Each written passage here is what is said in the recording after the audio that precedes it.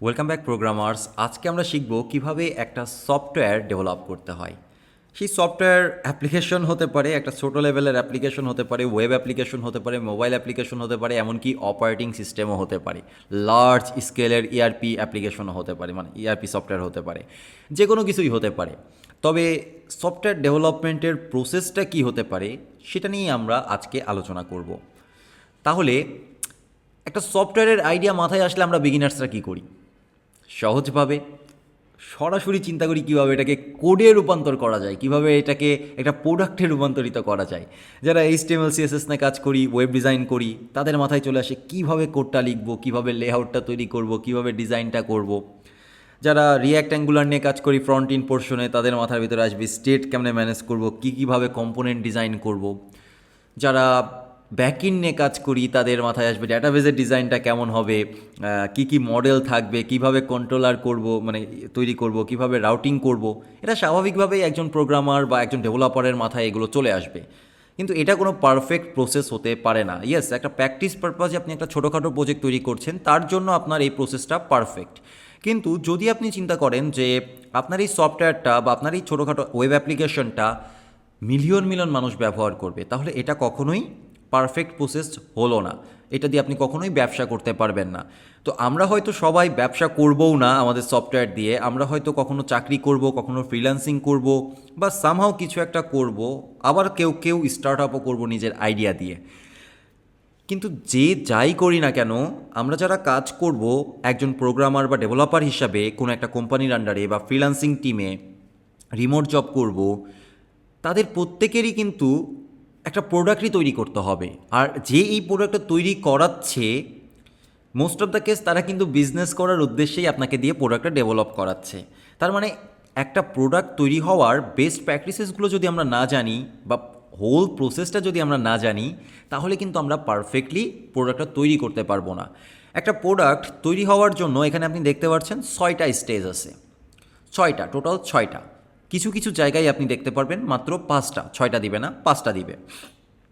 এই যে এখানে 2 নাম্বার আর 3 নাম্বারে যেটা আছে সেটাকে মার্চ করে একটা ধরা হয়, আর বাকি 1 থেকে 2, 4, 5, 6 বাকি সব ঠিক আছে। অর্থাৎ এখানে এই দুইটা মিলে একটা, আর এখানে 4টা, টোটাল 5টা। কোনো কোনো জায়গায় এরকমভাবে ধরা হয়, কোনো কোনো জায়গায় 6টা দিয়েও করা হয়। এটাকে বলা হয় সফটওয়্যার ডেভেলপমেন্ট লাইফ সাইকেল, যেটাকে আমরা শর্টকাটে SDLC বলে থাকি, এবং এটা সফটওয়্যার ইঞ্জিনিয়ারিংয়ের একটা পড়াশোনা। এই ছোট বেসিক নলেজ জানার জন্য আমাদের সফটওয়্যার ইঞ্জিনিয়ার হওয়ার দরকার নেই, যে একটা সফটওয়্যারের ডেভেলপমেন্ট প্রসেসটা আসলে কি, এটা জানার জন্য আমাদের সফটওয়্যার ইঞ্জিনিয়ার হওয়ার দরকার নেই। আমরা একটু গুগল করলেই ব্যাপারটা জানতে পারবো, এবং বেস্ট প্র্যাকটিসেসগুলো কিন্তু আমরা শিখতে পারবো। সো এখানে যেটা বলা হচ্ছে সেটা হচ্ছে SDLC, the software development life cycle. লাইফটা সামনের দিকে দেয়নি, শুধুমাত্র সাইকেলটা দিছে, বাট এটার নাম SDLC, software development life cycle.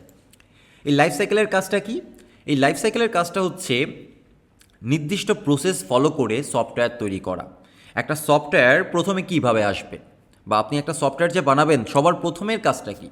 প্রথমে আপনার মাথায় আইডিয়া আসবে যে আমরা কি এরকম একটা সফটওয়্যার বানাইতে পারি, আমরা কি ওই রকম একটা সফটওয়্যার বানাইতে পারি। ভাই, আইডিয়ার কোনো দাম নেই যতক্ষণ না পর্যন্ত আপনি সেটা ইমপ্লিমেন্ট করছেন, সেটা আমরা জানি, তাই না? আমরা সবাই জানি।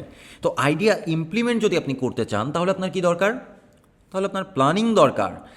আইডিয়া আসলে কিছুই না, আইডিয়াকে এখানে কোনো পার্ট হিসাবেই ধরা হয় না, ধরা হয় প্ল্যানিং থেকে। যে আপনি আইডিয়া এসছে এবং আপনি শিওর আপনি প্রজেক্টটা করবেন, এইবার আসলো আপনার প্রথম ধাপ প্ল্যানিং। অনেক জায়গায় আপনি এখানে দেখবেন যেটাকে রিকোয়ারমেন্টস কালেকশনও বলছে বা রিকোয়ারমেন্টসও বলছে। প্ল্যানিংয়ের থেকেই কি হয়, যে আমি আসলে কি বানাতে চাচ্ছি, আমি যে অ্যাপ্লিকেশনটা বানাতে চাচ্ছি তার ভিতরে কী কী ফিচার থাকবে, কিভাবে ইউজার ব্যবহার করবে, কোন কোন প্ল্যাটফর্মের জন্য বানাইতে চাচ্ছি, এই সব কিছু দিয়ে তৈরি হয় একটা ডকুমেন্টস, যার নাম হচ্ছে SRS।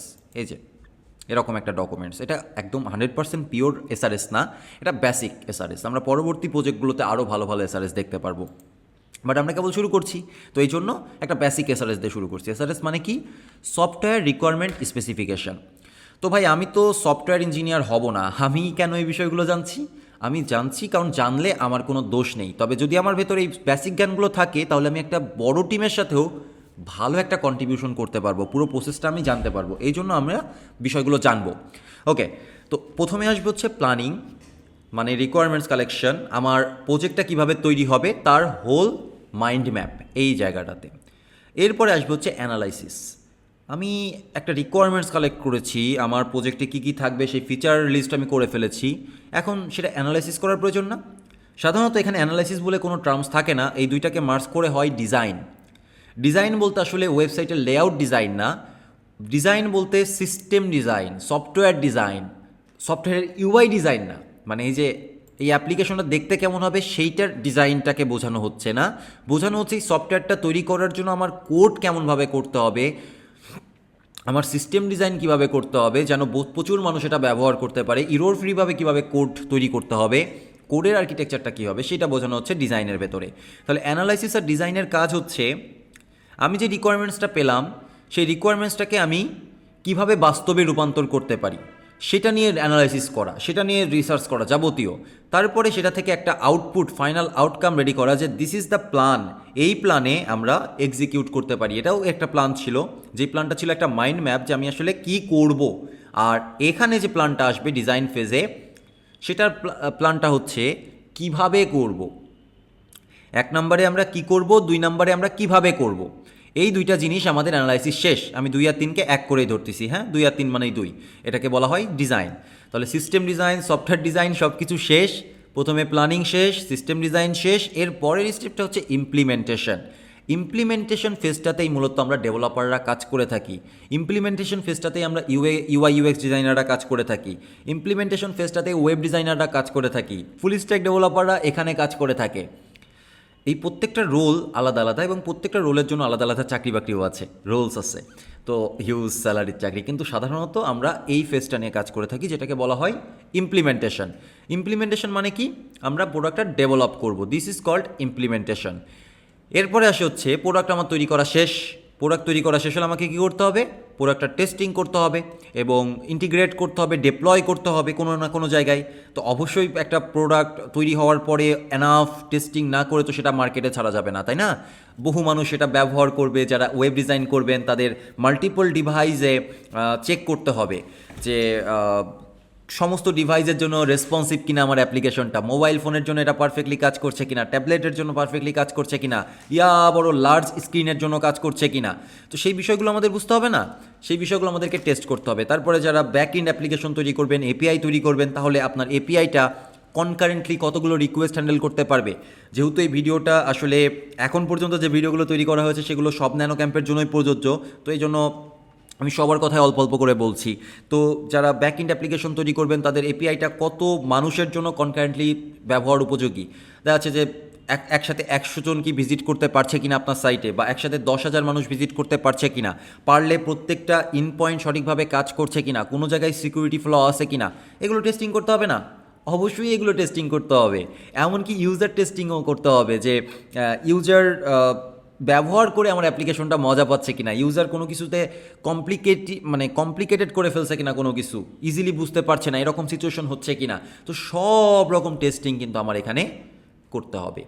টেস্টিং ফেস্টিং করা শেষ, আমরা বুঝতে পারলাম যে আমার অ্যাপ্লিকেশনটা পারফেক্ট, এবার আমরা চলে যাব ডেপ্লয়মেন্টে। এইখানেই আমরা ডেপ্লয় করে ফেলবো। টেস্টিং হয়ে যাওয়ার পরে আর আমরা বসে কেন থাকবো, আমরা ডেপ্লয় করব, মানুষের জন্য অ্যাপ্লিকেশনটা লাইভ করব। তার পরবর্তীতে আমাদের কাজ হচ্ছে মেনটেনেন্স। আমরা তো মানুষ ভাই, আমরা তো মেশিন না। মানুষ যখন কোড লেখে তখন সেই কোডের ভিতরে বাগ থাকবেই। দুনিয়ার শ্রেষ্ঠ প্রোগ্রামার যদি এসে কোড লেখে তাহলেও সেখানে বাগ থাকবেই। সো আপনাদের এতটা ডাউন ফিল করার কিছু নেই যখন বাগ তৈরি হয় বা ভুলভাল হয়, ইরোর আসে, আপনাদের ডাউন ফিল করার কিছু নেই যে ভাই আমার কোডেই শুধু বোধহয় ভুল হয়। দুনিয়ার শ্রেষ্ঠ প্রোগ্রামার এসে যদি কোড করে তাও সেখানে ভুল থাকবেই। এই জন্য আমাদের সফটওয়্যারটা মেনটেন করতে হয়। মেনটেন করতে হয় বলতে যে ইরোরগুলো পরবর্তীতে ইউজাররা পাবে, এমন ঘটে ভাই যে কেউ ইরোর পাচ্ছে না, আমরা টেস্টিং করার সময় কোনো জায়গায় কোনো এরর নেই, কিন্তু ইউজারের হাতে যখন গেছে ইউজার ঠিক একটা এরর খুঁজে পাইছে, খুঁজে পেয়ে রিপোর্ট করে দিয়েছে যে কি ভাই কি সাতার মাথা বানাইছো যে কোনো রকম কাজ করে না, এই জায়গায় ইরোর সেই ইরোর, সব টেস্টিং হওয়ার পরে। তো এই সিচুয়েশন আসবে, এই জন্য আমাদের সফটওয়্যারটা মেনটেন করতে হবে এবং কিছুদিন পর পর বাগ ফিক্স করে করে আপডেট দিতে হবে, আবার নতুন নতুন ফিচার যুক্ত করতে হবে, এই জন্য আমাদের মেনটেনেন্স দরকার। তো this is the whole life cycle of a software.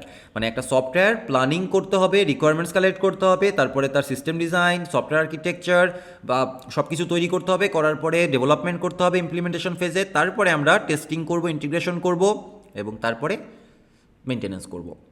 এবং ওই হোল বিষয়টাই হচ্ছে সফটওয়্যার ইঞ্জিনিয়ারিং, সফটওয়্যার ডেভেলপমেন্ট লাইফসাইকেল যেটা, সেটা হচ্ছে সফটওয়্যার ইঞ্জিনিয়ারিং। এবং প্রত্যেকটা ফেজের আলাদা আলাদা স্টাডি আছে এক্সটেন্সিভ লেভেলে। প্রত্যেকটা ফেজ নিয়ে যদি আমরা চাই আলাদা করে মাস্টার্স ডিগ্রিও পর্যন্ত নিতে পারি বিভিন্ন দেশে, বাট আপাতত আমাদের এত কিছু দরকার নেই। আমরা বেসিকভাবে সফটওয়্যার ইঞ্জিনিয়ারিংয়ের হোল কনসেপ্টটা আইডিয়া নিব শুধুমাত্র। তো আইডিয়া নেওয়া শেষ, এবার আমরা ডেভেলপমেন্ট ফেজে যাব। তো ডেভেলপমেন্ট ফেজে যাওয়ার পূর্বে আমাদের যে অ্যাপ্লিকেশনটা যেটা আমরা তৈরি করতে চাচ্ছি তার রিকোয়ারমেন্টসটা নিয়ে আমাদের আলোচনা করতে হবে, সেটা আমরা নেক্সট লেকচারে করব।